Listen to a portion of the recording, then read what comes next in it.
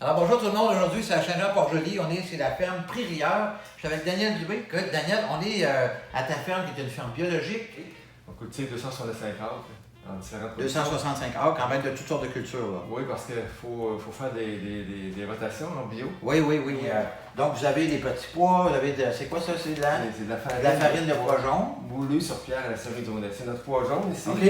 Qui est moulu sur pierre à la cerise. Ah, c'est bon, ça veut dire que vous avez une relation avec la seigneurie des Dionnet aussi? Oui, parce que depuis 2000, en fait, on est comme producteur-fournisseur aussi, soit sarrasin ou en blé, d'automne ou de printemps. OK, à la seigneurie. OK. Oui.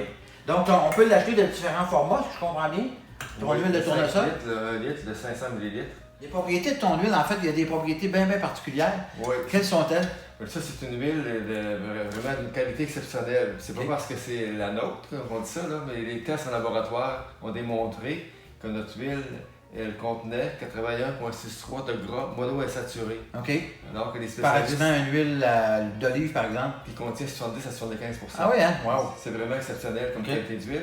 On vient d'avoir un deuxième test. En laboratoire, notre huile, elle a tenu 16 heures consécutives sans altération, chauffée à 110 degrés Celsius. Ça veut dire que les gens qui font des frites, là, ils auraient intérêt à prendre ton huile. Là. Vraiment, oui. C'est vraiment une huile à tout faire. En cuisine, c'est-à-dire que autant à haute température qu'à basse température, salade, vinaigrette, ou aussi, quand on parle de pâtisserie, boulangerie, c'est vraiment un produit qui est très polyvalent parce que non seulement c'est bon aussi en alimentation, mais c'est bon aussi on a des clients qui fabriquent des savons. OK. Il y a des gens qui font des produits en herboristerie à base d'huile de tournesol. À base d'huile de tournesol. Il contient 17 de vitamine E qui est très bon pour la peau, pour l'absorption donc. C'est pour ça que le savon et herboristerie, c'est très bon. Et non seulement ça, mais en cosmétique aussi. On a des clients cosmétiques. On est en train de lancer cette belle farine de pois. Parce que nous cultivons le pois, que nous détaillons aussi en épicerie à travers le Québec. Nous sommes en développement. On est en train de se faire connaître. Mais la farine de pois, c'est un produit qui découle. C'est une deuxième transformation. À quoi sert la farine de pois? La farine de pois qui est moulue sur pierre à la cerise Dionnet.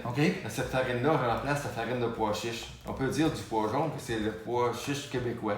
Fait que si vous allez à l'arrière, ici, vous avez sur la fiche nutritive des recettes d'utilisation générale, que ce soit des crêpes, des gâteaux, des muffins, des pains. Il y a toutes sortes de possibilités. Ici, on a des recettes précises avec des liens Internet qui dit comment utiliser. C'est je peux vous dire que les commentaires sont très positifs. Ah oui, donc les graines sont entreposées dans le silo à l'extérieur. Parce que ça faut que ça mette ça un taux d'humidité, je pense, un taux de... Oui, quand on récolte au champ, souvent, ça va chercher entre 15 et 22 Nous, il faut le ramener à 8 pour stabiliser le taux d'humidité. Quand il est stabilisé, là, on peut procéder au pressage. C'est vrai. Parce que vous récoltez à quel moment exactement? On récolte ça à la fin octobre, début novembre. Ah oui, quand même, c'est très tard. Oui, c'est ça. C'est 2 mois après la floraison. L'huile est pressée ici, à l'intérieur d'ici. C'est comme perforé. C'est vraiment fait à très haute pression. Circulaire, oui. Mais c'est pression en froid. Ici, c'est pas mal pression en froid. C'est-à-dire moins de 35 degrés Celsius. L'embouchure ici, le sous-produit qu'on appelle le tourteau. C'est par là que ça sort. Le tourteau, c'est constitué de l'écorce d'enveloppe. Qui actuellement est utilisé en alimentation animale. Mais ce serait bon pour l'alimentation humaine, je pense. Oui, ce potentiel-là, parce qu'il contient 30 de protéines, puis avec différents minéraux. Puis c'est sûr que quelque part, il y a des choses à faire avec ça au niveau de l'alimentation humaine. Combien ça prend de fleurs de tournesol, mettons, pour faire un baril d'huile comme ça?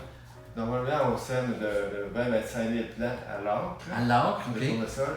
Quand ça va bien, la pocatière, il y a un champ exceptionnel, beau temps, mauvais temps, on va une tonne à l'acre. Une tonne à l'acre, ça veut dire, s'ils sèment 10 acres, ça veut dire qu'ils ont 10 tonnes de graines. 10 tonnes de graines. Et chaque tonne de graines permet d'aller chercher jusqu'à 300 litres d'huile de tournesol. Donc ça, c'est à peu près 180 litres, donc c'est à peu près 2 barils comme ça, on voit pas tout à fait là. C'est ça. La décantation là-dedans, c'est? C'est au moins 3 semaines. Avant filtration. À quoi ça sert cet équipement-là? En fait, c'est un filtre à plaque.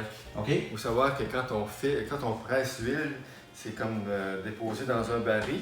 Puis là, après la décantation, on peut procéder à la filtration. Ça, c'est un filtre à plaque. Donc, c'est la filtration finale avant l'embouteillage. Exactement. Un peu comme le sirop d'érable, c'est le même principe? Exactement, c'est le même principe.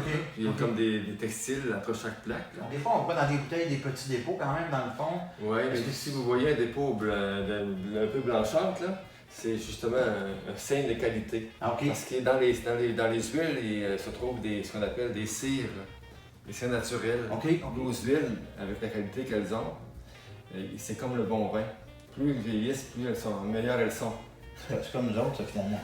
Ici, Daniel, on est à l'étape de l'embouteillage. Donc, c'est un équipement qui vous sert à permettre l'embouteillage de plus qu'une bouteille à la fois, évidemment, parce que vous avez un bon volume maintenant. À partir du moment où c'est filtré, les barils sont filtrés, l'appareil d'embouteillage, il vient pomper, en fait, son propre système de vacuum qui amène l'huile dans les conduits qui sont cheminés dans les bouteilles, finalement. OK, dans les bouteilles.